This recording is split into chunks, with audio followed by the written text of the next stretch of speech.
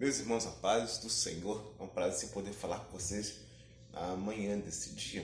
Eu quero aqui trazer uma breve palavra sobre Marcos 4. Eu sempre faço alguns vídeos aula para que a gente possa meditar um pouco nas escrituras. Então, se a gente observar aqui o evangelista Marcos, no capítulo 4, ele vai relatar uma tempestade.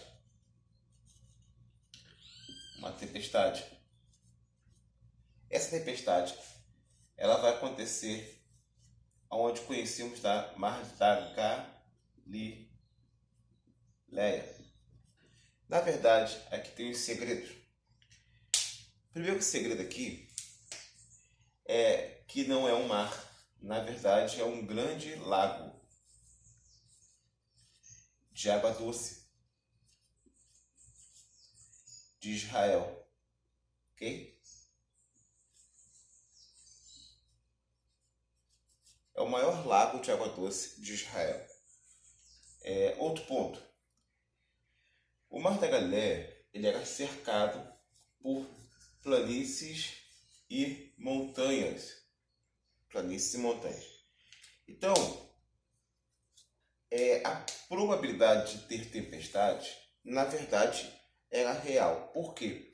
Juntava a massa de água de ar frio, né, com os ventos quentes. Isso provocava chuvas e ventos. Dois elementos fundamentais para a tempestade. Entretanto, essas tempestades não eram tempestades grandes, eram leves e moderadas. Um outro ponto interessante aqui, para que a gente possa entender, está aqui, nos discípulos.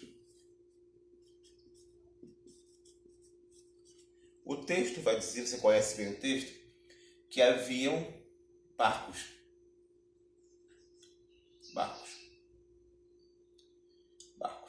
Tinha mais de um barco. Ok? Isso aqui é um remo. Entretanto, o barco dos discípulos, o texto vai dizer, mesmo estando numa mesma região, sofria mais efeitos da tempestade do que os demais. Esse é o primeiro indício. Ok? Então, o primeiro indício é esse. A intensidade. A intensidade era maior no barco dos discípulos. Outro ponto interessante. Jesus vai repreender.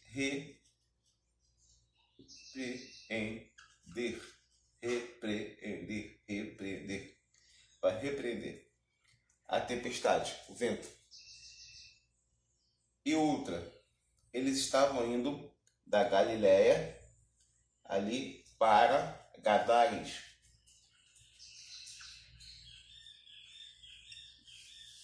Gadares, vocês conhecem a história. No capítulo seguinte, você vai ver Jesus chega em Gadara, né? Gadara.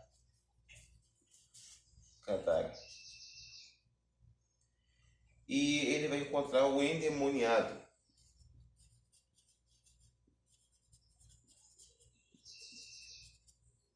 Gadareno de Gadares. Os demônios que estão ali vão dizer assim: por que vens nos atemorizar ou nos perturbar antes do tempo?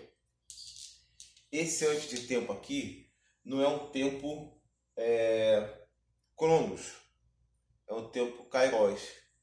Esse tempo não é um tempo igual o nosso relógio, né, de 24 horas. Esse tempo é um tempo ligado ao plano divino. Não de salvação, mas de condenação. condenação. Por quê? O que os demônios estão falando, que o demônio representante, vamos colocar, que estava naquelas legiões, está dizendo o seguinte: por que vem nos atormentar? Está falando do período de condenação, que está lá em Apocalipse, tá? Então eles reconhecem a soberania de Cristo, reconhecem a deidade de Cristo, reconhecem Cristo como Filho de Deus.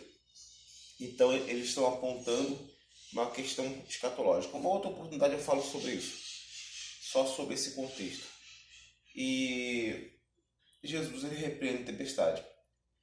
Então, se aquela tempestade fosse algo proveniente de Deus para tentar os discípulos, eu digo tentar e não, provar e não tentar, desculpa. Qual é a diferença de provar para tentar? Deus não tenta ninguém porque não pode ser tentado. Deus prova. A palavra de Deus diz, olha, provai-de e vede. Podemos provar a Deus no sentido de fazermos voto e nos compromissar com os resultados provenientes de uma vida de compromisso com Deus. Provai e vede que o Senhor é bom. Então Deus não tenta ninguém porque não pode ser tentado. Mas Deus prova pelo seu amor. Deus nos prova. Então, aquela tempestade não é proveniente de Deus. Esse é o primeiro indício. Segundo indício que não é de Deus, porque o Senhor vai repreender. Se fosse algo de Deus, Jesus não repreenderia. Como é que Jesus ia repreender algo que é de Deus? Não tem como. Então essa tempestade não era proveniente da parte de Deus. E o terceiro indício é que eles estavam indo para Gadares. Então nessa região de Gadares, mais ou menos nesse período, né, do Mar da Galileia, ali, aquele lago ali, até chegar a Gadares, você vai encontrar ali potestades e principados que vão atuar nas regiões celestiais de céu, né? Céu, celestiais, céu. Esse céu aqui, estamos falando do primeiro céu e do segundo céu, e não do terceiro céu, porque o terceiro céu é onde está o trono de Deus. Ele é inabalável, é inatingível, ele é absoluto, é invariável, não sofre variações. O primeiro céu é o céu atmosférico.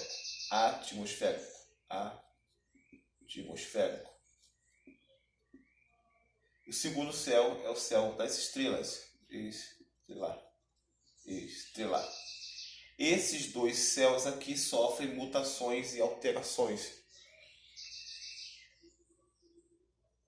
Mas o terceiro céu não sofre alterações. Então, quando falamos de principados e potestades, estamos falando justamente dessas regiões que estão ligadas ao primeiro céu e o segundo céu. Então, essa tempestade, ela estava inserida nesse contexto. Essa tempestade ela estava ligada entre o primeiro céu, o segundo céu e a terra, no caso aqui o mar, né? Terra, que eu digo a planície como um todo. Então, é como se nós tivéssemos aí um contexto assim. Deixa eu tentar fazer aqui para ganharmos tempo e eu fechar isso aqui em mais ou menos 2 minutos. Eu preciso sair ao trabalho e tenho que finalizar isso aqui. É como se nós tivéssemos aqui a Terra. Desculpa, a Terra, essa é a Terra. Aqui nós temos o primeiro céu.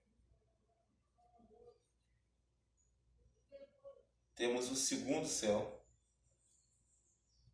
E teríamos o